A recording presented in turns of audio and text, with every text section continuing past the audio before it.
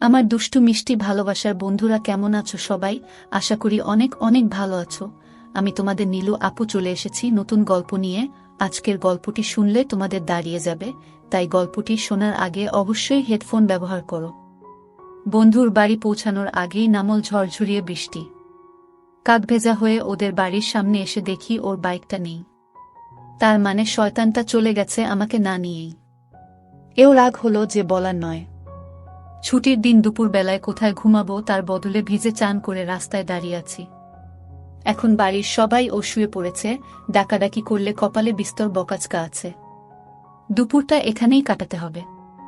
এ বাড়িতে রাহুল ছাড়াও ওর দিদি অপর্ণা থাকে, আর ওদের কাজের লোক পূর্ণিমাদি।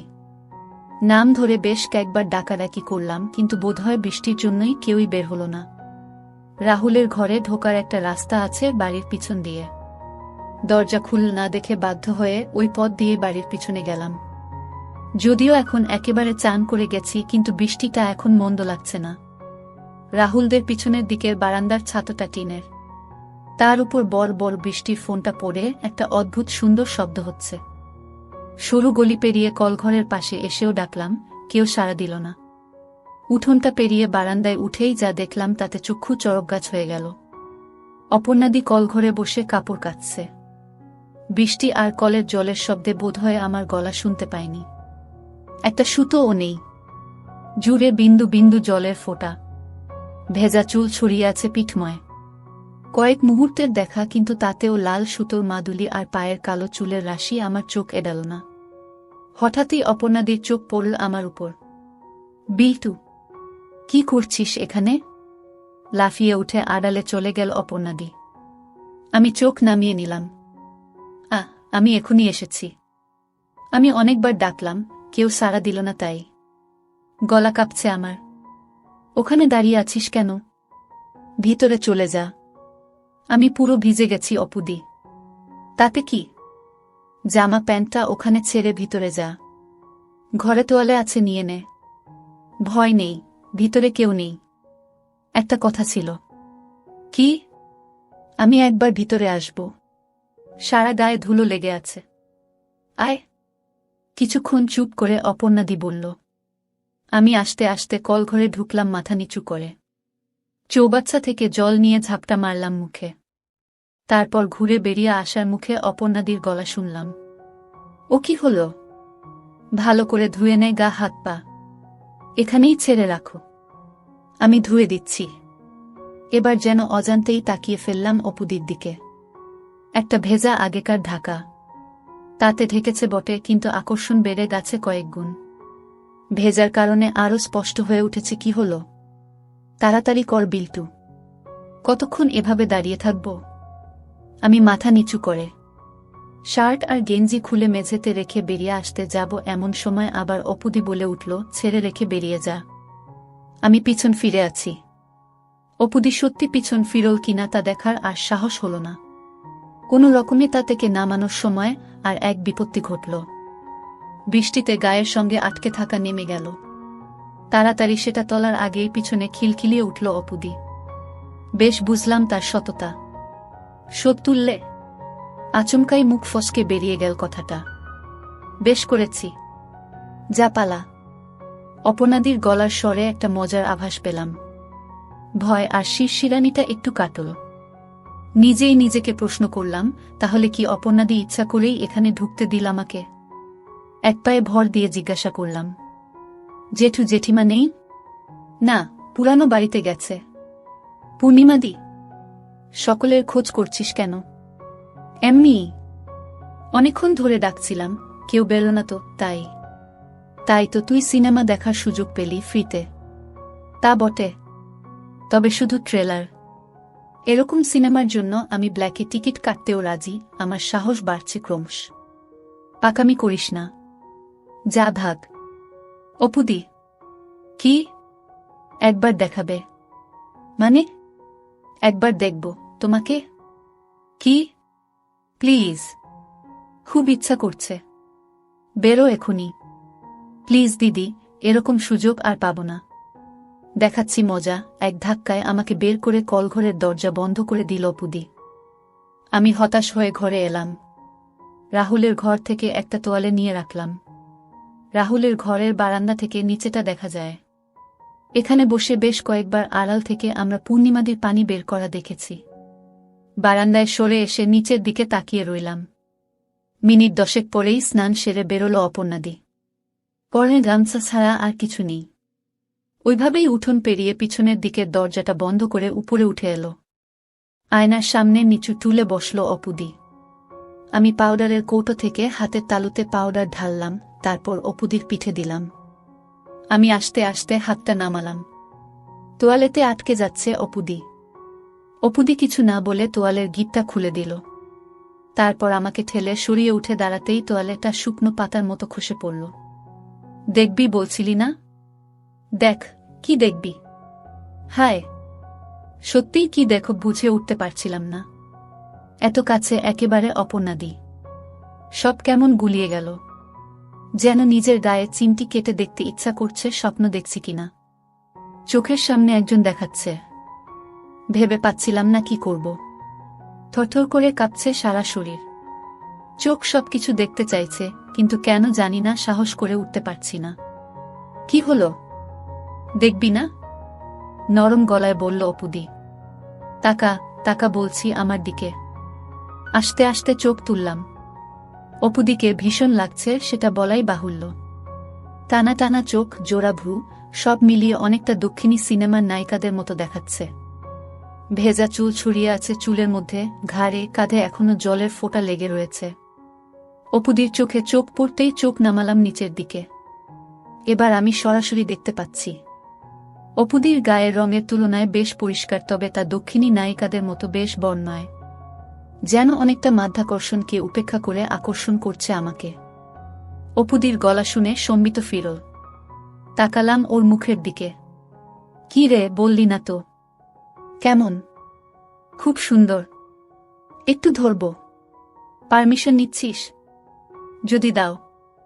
আমার মাথার চুল ধরে অপুদি বলল, ওরে বাদর, ধর, যা খুশি কর। বুঝিস না নাকি কিছু? আমি আর থাকতে না পেরে 2 হাতে দুটো ধরলাম। এ মনে হলো পিছলে বেরিয়ে গেল বুঝি। বসে বেশ জোরে চাপ দিয়ে ফেললাম। অপুদি বলে উঠল, আস্তে বিল্টু। সরি। অনেক সময় আছে। তাড়াহুড়ো করিস না।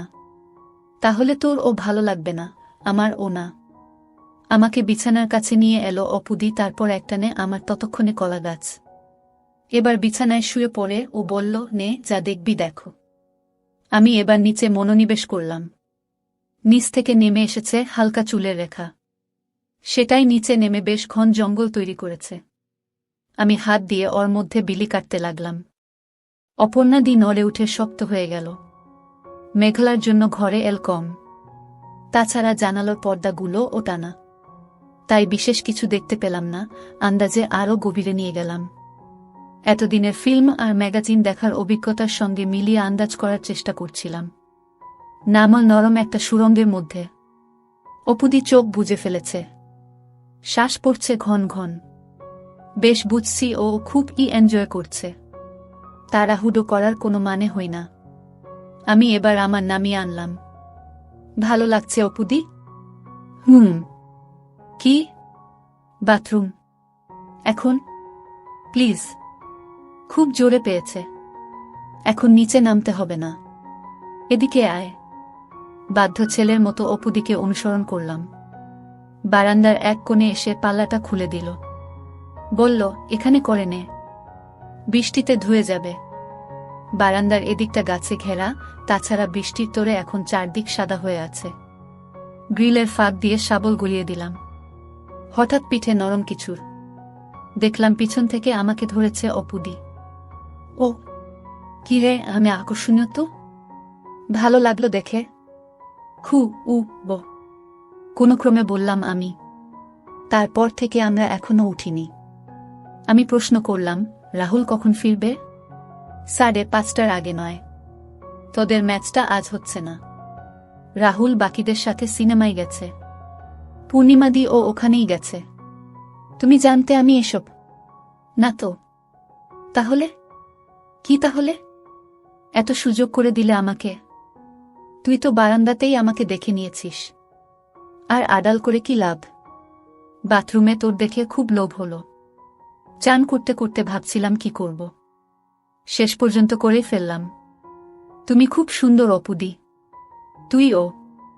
সর দেখি। নামব। কেন? বাথরুমে যাব। আমিও যাব। তাহলে যা, আগে ঘুরে আয়। আমি যাব না। তুমি করবে সেটা দেখতে যাব। ভ্যাট। যাবই, তুমি তো আমারটা দেখলে। না, আমি দেখব না। অনেক অনুরোধ ও শেষ পর্যন্ত রাজি করলাম অপুদিকে। বাথরুমে আলো জ্বালিয়ে ও আমার মুখোমুখি বসল। তারপর চোখ বন্ধ করে কাজ করতে শুরু করল। ওর পায়ের ফাঁকের কালো জঙ্গলের মধ্য থেকে জলের ধারা বেরিয়ে এলো, প্রথমে অল্প, তারপর কলকলিয়ে। অপুদি। কি? চান করবে একসাথে? করব, তবে আজ না। অন্যদিন। তুই ওপরে যা, আমি আসছি। যাক, তাহলে ভবিষ্যতেও সুযোগ আছে। এটুকু নিয়ে আবার উপরে উঠে এলাম আমি। দ্বিতীয় সুযোগটাও আচমকাই এলো। 2 দিন আগে অপুদি হঠাৎ আমার বাড়ি এসে হাজির। সোজাসুজি একেবারে মার কাছে। আমি প্রথমে একটু ভয়ই পেয়েছিলাম। তারপর আড়ি পেতে দুজনের কথা শুনলাম। সেকিরে, কবে হলো? কাল রাতে ফোন এসেছিল। সকালেই মা, বাবা আর ভাই চলে গেছে। একেবারে হঠাৎ তো। তা বটে। বাড়ি তো আর ফাঁকা রাখা যাবে না। তাছাড়া আমার টিউশনগুলোও আছে। তাই আমাকে থাকতেই হলো। তুমি একটু বিল্টুকে বলো, ওর খুব অসুবিধা না হলে যেন এই 3 দিন যদি রাতটুকু আমাদের বাড়িতে গিয়ে থাকে। অসুবিধা আবার কিসে? দিনরাত আড্ডা মেরে বেড়াচ্ছে। ওকে কি আমি একবার জিজ্ঞাসা করব? না না, তোকে কিছু জিজ্ঞাসা করতে হবে না। ও যাবে। তাহলে বলো রাতের খাওয়াটা আমার সাথেই খেয়ে নেবে। আমাদের তো রান্নার লোক করে দিয়ে যায়, অসুবিধা হবে না। ঠিক আছে, আসি তাহলে। সে কি? কিছু খাবি না? না গো, একটা ব্যাচ বসিয়ে এসেছি। রিক্সা দাঁড়িয়ে আছে। যা তাহলে, সাবধানে যাস। অপুদি বেরোনোর আগেই আমি এক দৌড়ে নিচে নেমে এলাম। অপুদি যাবার সময় আমার দিকে মুচকি হেসে বেরিয়ে গেল। আমিও হাসলাম। মায়ের হুকুম অনুযায়ী রাত 8টা নাগাদ সাইকেল নিয়ে রাহুলদের বাড়ির দিকে রওনা দিলাম। অবশ্য যাবার আগে একটু কপট আপত্তিও করেছি। আমাকে কেন? ধুর, অন্যের বাড়ি রাতে থাকতে ভালো লাগে না। এইসব আর কি। কিন্তু মা বলল, একটা মেয়ে বাড়িতে একা থাকবে। তোর কি কোনো কাণ্ডজ্ঞান নেই? আপত্তি না বাড়িয়ে আমি বেরিয়ে এলাম। পৌঁছাতে 5 মিনিটের বেশি লাগল না। অপুদি দোতলার বারান্দায় দাঁড়িয়েছিল। আমায় দেখে নিচে নেমে এসে দরজা খুলল। আমি সাইকেলটা সিডির নিচে রেখেই ওকে পিছন থেকে। অপুদি বোধহয় সবে স্নান করেছে। চুল এখনো ভিজে। 2 হাত দিয়ে ধরে ঘাড়ে আদর খেতে লাগলাম। অপুদি কিছুক্ষণ পরে বলল, আর না। রান্নাঘরে পূর্ণিমা দিয়াছে। দুজনে ওপরে উঠে এলাম। ঘরে টিভি চলছে। চ্যানেল পাল্টে পাল্টে কিছুক্ষণ টিভি দেখার পর পূর্ণিমাদি এসে জানালো তার কাজ শেষ। অপুদি নিচে গিয়ে দরজা দিয়ে এসে কাউকে ফোন করল। সম্ভবত রাহুলকে, কারণ হ্যাঁ, সব ঠিক আছে। চিন্তা করিস না, বিল্টু থাকবে। বাবা মার খেয়াল রাখিস, এই কথাগুলো কানে এলো। ফোন রেখে ঘরে এসে অপুদি জিজ্ঞাসা করল, কি রে, কিছু খাবি এখন? হ্যাঁ, তোমাকে। খুব পেকেছিস। দাঁড়া, তোর হচ্ছে। বারান্দার জানালাগুলো বন্ধ করে অপুদি পাশের ঘরে চলে গেল। আমার আর তর সইছে না। বুকের মধ্যে কেমন একটা করছে। গলা শুকিয়ে আসছে। ঠিক ভেবে উঠতে পারছি না যে অপুদির মতো আপাত গম্ভীর একজন মেয়ে আমাকে ডেকে এনেছে। কয়েক মিনিট পরেই ও ঘর থেকে অপুদি ডাক দিল, আয়, এ ঘরে আয়। পাশের ঘরে গিয়ে বেশ অবাক হলাম। এর মধ্যেই অপুদি ঝুল হাঁটু অবধি। সারা ঘরে একটা হালকা ধূপের গন্ধ। অপুদি টিউব নিভিয়ে দিল। এই পরেই থাকবি নাকি? না, শর্টস আছে ভিতরে। এ ঘরেও একটা টিভি আছে। সেটাতে নির্বাক যুগের ছবির মতো শাহরুখ খানের কোনো সিনেমা চলছে। খেয়াল করলাম সবটা জানালা বন্ধ, পর্দা টানা। জামা প্যান্ট চেয়ার এর ওপর রেখে বিছানায় গিয়ে বসলাম। অপুদি টিভি বন্ধ করল। এখন শুধু ও ঘরে জ্বলে থাকা টিউবের আলো এ ঘরে আবছা ভাবে আসছে।